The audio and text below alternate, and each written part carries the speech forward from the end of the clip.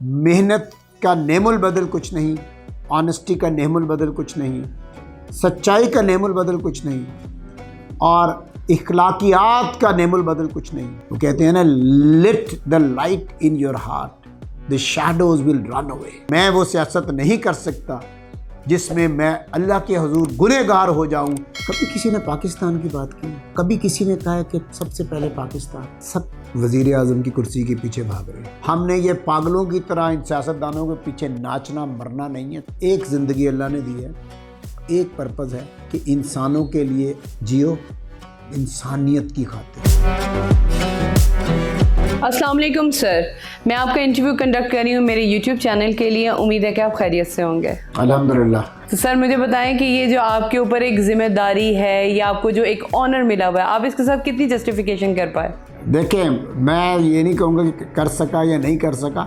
हाँ, मैं अभी तक कोशिश में लगा हुआ हूँ कि मैं उस मयारे ज़िंदगी तक पहुँच जाऊँ जिस मयारे ज़िंदगी को उन्होंने हमें सिखाया, उन्होंने हमें समझाया, उन्होंने हमें प्रैक्टिकली दिखाया कि मेहनत का नेमुल बदल कुछ नहीं, ऑनेस्टी का नेमुल बदल कुछ नहीं, सच्चाई का नेमुल बदल कुछ नहीं, और इखलाकियात का नेमुल बदल कुछ नहीं, और ज़िंदगी में साबिर होने से ज़्यादा ज़िंदगी की लज़्ज़त कुछ नहीं।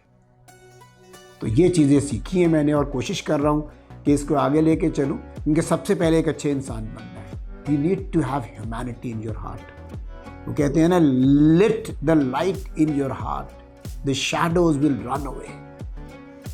When the shadows will run away, when you open your eyes being dead and sleeping, you see light in front of you. You see hope in front of you.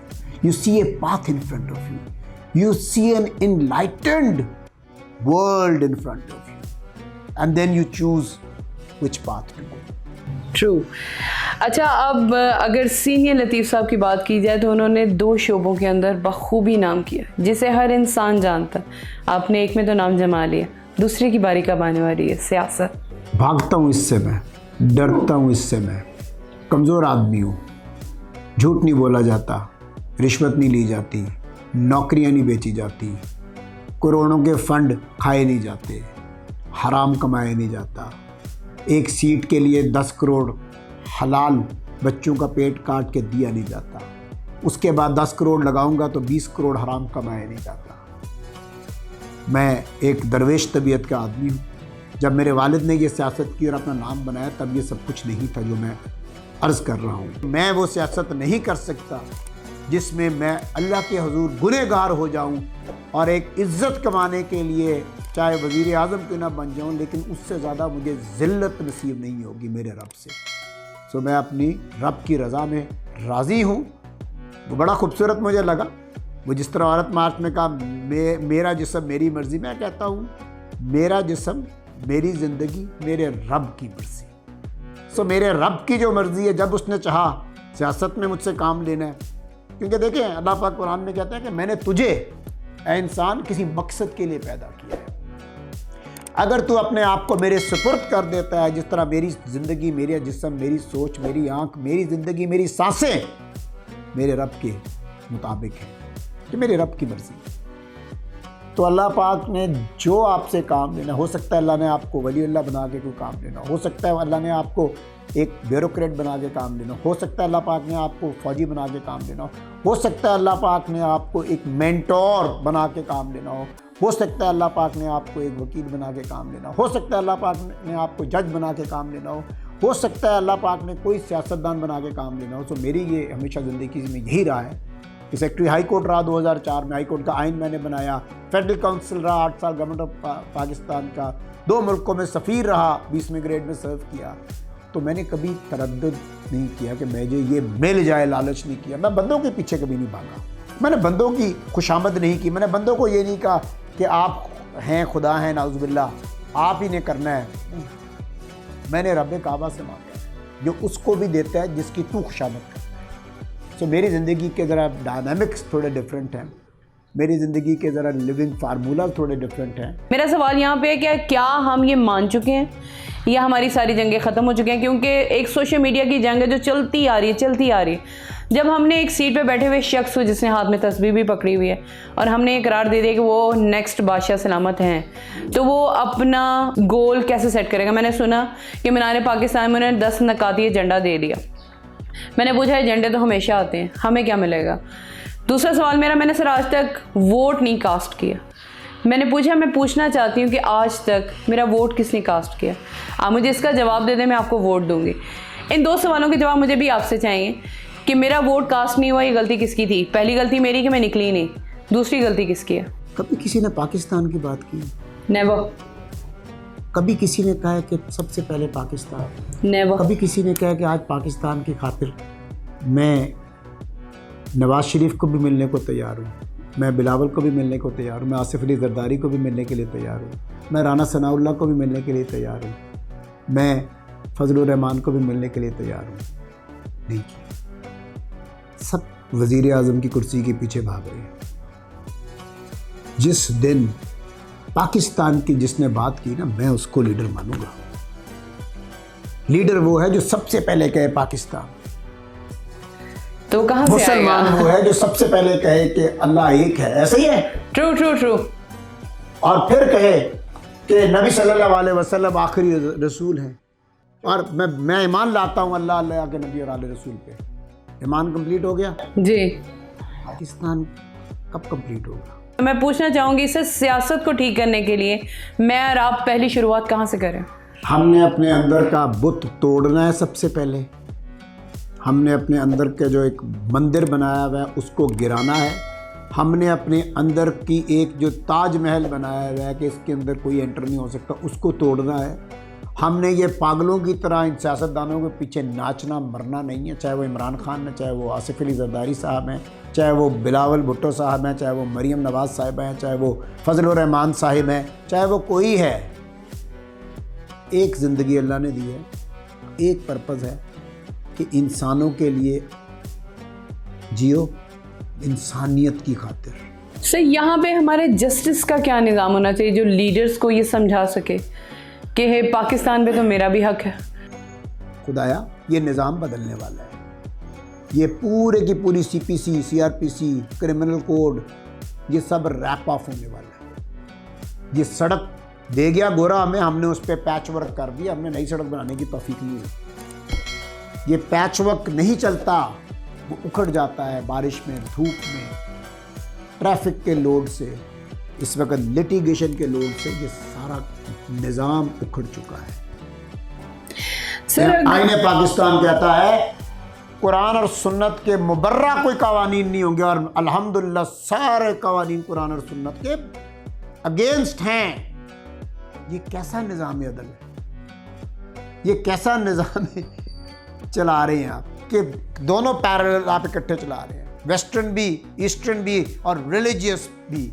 ये 3 निज़ाम इकट्ठे चल रहे हैं, इसीलिए पाकिस्तान का बेड़ा गर्क हो रहा है और अदलियाकार अदल के निज़ाम का बेड़ा गर्क हो रहा है। सर ज़रा हेटेड क्वेश्चन ये भी है कि बेनज़ीर मर गई या मार दी गई, ओपन सीक्रेट, ये क्यों नहीं केस सॉल्व हुआ आज तक? इसमें कोई दूसरी राय नहीं है कि बीबी शहीद को उनको असैसिनेट किया गया।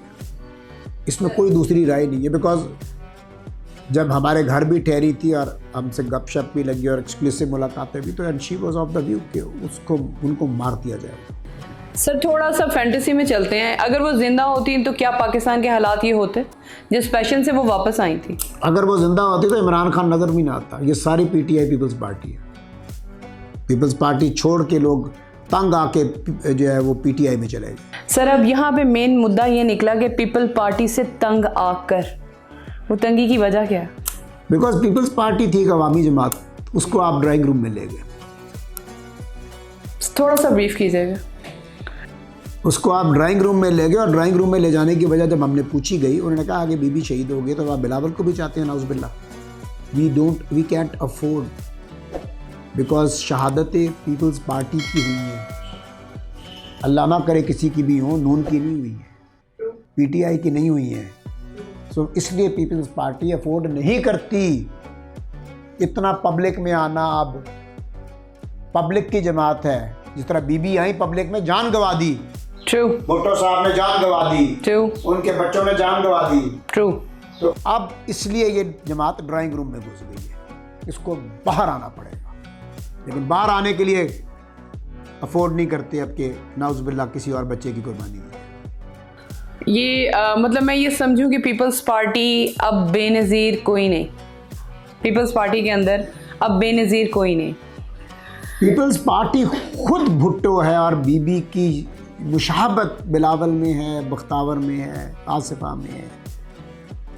टाइम के साथ साथ जो आप कह रही हैं कि बेनज़ीर की तरह दलेर, बेनज़ीर की तरह अवाम में देखें, बिलावल अब भी आप देखें कि बीबी की ही तरह जलसों में कूद पड़ता है, जिसको सख्त मना किया जाता है।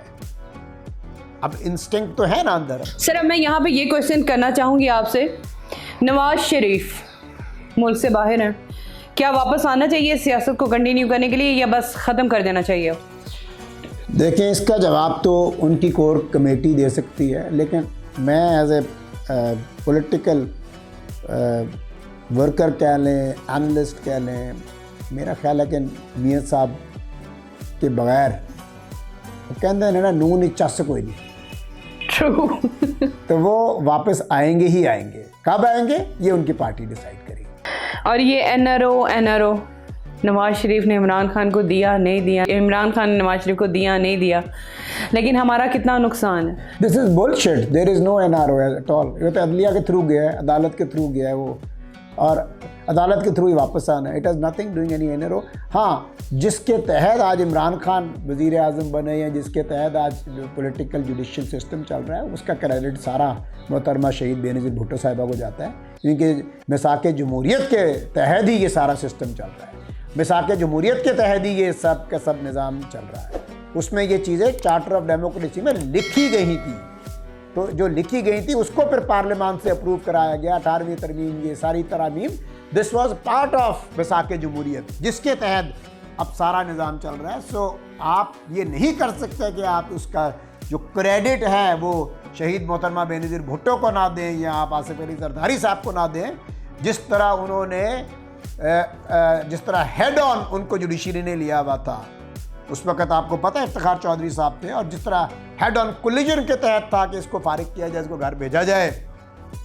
सो वो मेरा ख्याल है कि जिस तरह बुर्दबारी के साथ उन्होंने 5 साल पूरे किए, हत्ता कि अपने एक वज़ीर आज़म की कुर्बानी भी दे दी, लेकिन फिर भी अपने जो पार्लियामान का 5 साल का टाइम था पूरा किया। और अब आप ये देख लें कि जिस तरीके से, पहली बात तो यह कि इमरान खान को हटाना नाजायज़ था, गलत था, बिल्कुल गलत था, लेकिन आईनी तरीके से हटाया गया। और इसमें भी आसिफ अली जरदारी को ही क्रेडिट जाता है कि अगर वो ना होते तो ये पार्लियामेंट डिसॉल्व हो चुका होता 3.5 साल। That's absolutely true। 5 साल जो ये पूरे करेगा, ये क्रेडिट भी आप आसिफ अली जरदारी साहब को देंगे, बिकॉज बाकी सियासतदानों की कोई इतनी वो सोच और उनकी इतनी वो जो एक बुर्दबारी है या एक stability of the mind with system running across in Pakistan, वो इनकी सोच से भी बाहर। ट्रू।